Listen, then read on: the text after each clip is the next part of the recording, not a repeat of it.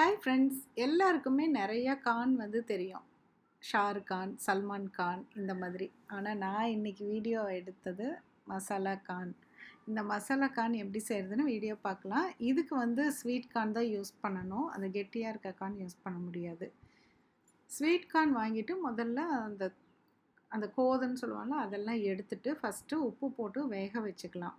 இந்த கான் நம்ம ப்ளெயினாக உப்பு போட்டு வேக வச்சு அப்படி சாப்பிட்றது ஒரு ஹெல்த்தியான விஷயந்தான். ஆனால் எப்போதுமே அப்படி சாப்பிட முடியாது. கொஞ்சம் வெரைட்டியாக நம்ம செய்யலாம் அப்படிங்கிறதுக்காக இந்த மாதிரி நான் செஞ்சு காமிக்க போகிறேன்.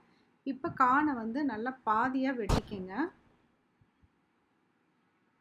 வெட்டிட்டு இது எல்லாத்தையுமே நம்ம ஒரு பெரிய குக்கர்லேயோ ஒரு பாத்திரத்துலேயோ தண்ணி மூழ்கிற அளவுக்கு ஊற்றி கொஞ்சம் உப்பும் போட்டு கொதிக்க வச்சு வேக வச்சுக்கலாம். இப்போ நீங்கள் குக்கரில் போட்டிங்கன்னா ஒரு 2 விசிலில் நல்லா வெந்துடும். ஏன்னா தண்ணி நிறையா ஊற்றுறப்ப தண்ணி கொதிக்கிறதுக்கே கொஞ்சம் நேரம் ஆகும். அதுலேயே பாதி வெந்துடும். அதுக்கப்புறமேல ஒரு 2 விசில் விட்டிங்கன்னா நல்லா பதமாக கரெக்டான இதுக்கு வெந்துடும். அதனால் ரொம்ப அதிக நேரம் விசில்லாம் விட்டு எடுக்க வேண்டாம். பாருங்கள், இப்போ நல்லா வெந்துருச்சு. இப்போ இதை எல்லாத்தையுமே நீங்கள் மசாலா கானா போட வேண்டாம். கொஞ்சம் ப்ளெயின், கொஞ்சம் பட்டர் போட்டு அந்த மாதிரி செஞ்சுக்கலாம். இப்போ இதில் ஒரு 4 பீஸ் மட்டும் எடுத்து மசாலா கானுக்கு ரெடி பண்ணலாம். அதுக்கு மஞ்சத்தூள், மிளகாத்தூள், சாட் மசாலா கொஞ்சம், சீரகத்தூள் கொஞ்சம், கரம் மசாலா கொஞ்சம், கூடவே கொஞ்சம் உப்பும் சேர்த்திட்டு இது எல்லாத்தையுமே ஒரு 1/4 டம்ளர் தண்ணி ஊற்றி கலக்கி ரெடி பண்ணிக்கோங்க.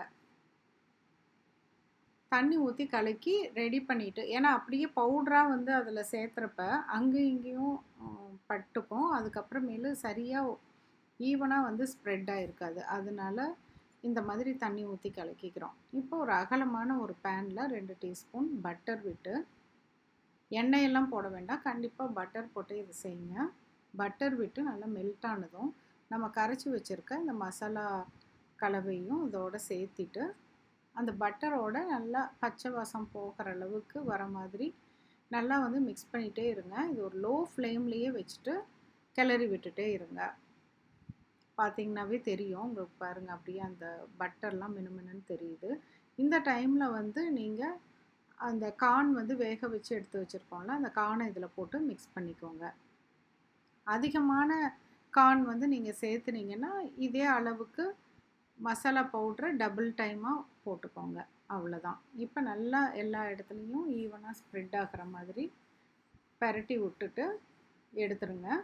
இப்போ நல்லா பெரட்டி விடுங்க. கொஞ்சம் அந்த சூட்லேயே கிளறின மாதிரி பெரட்டி விடுங்க. அப்போ தான் அந்த டேஸ்ட் நல்லா இதில் சேர்ந்து கரெக்டான ஒரு இதில் இருக்கும். இப்போ லெமன் ஜூஸ், லாஸ்ட்டில் லெமன் ஜூஸ் கொஞ்சம் சுற்றியும் புழிஞ்சிட்டு அதுக்கப்புறம் கொஞ்சம் கொத்தமல்லி தலையும் சேர்த்தி தூவிக்குங்க. இது அதோடு சேர்த்தி ஒட்டிக்கும். அப்போ சாப்பிட்றப்பையும் நம்மளுக்கு நல்லாயிருக்கும். கையில் படாமல் சாப்பிட்ணுன்னா இந்த மாதிரி உட்டன் ஸ்கியூயர்ஸ் இருக்கும், அந்த மாதிரி குச்சியை நடுவில் குத்தி வச்சிட்டிங்கன்னா கையிலையே பிடிச்சிட்டு சாப்பிட்டுக்கலாம். எல்லோரும் வீட்லேயும் இதை என்ஜாய் பண்ணி சாப்பிடுவாங்க. இந்த சூடான மழை காலத்தில் இது மாதிரி செஞ்சு பாருங்கள், சூப்பராக இருக்கும்.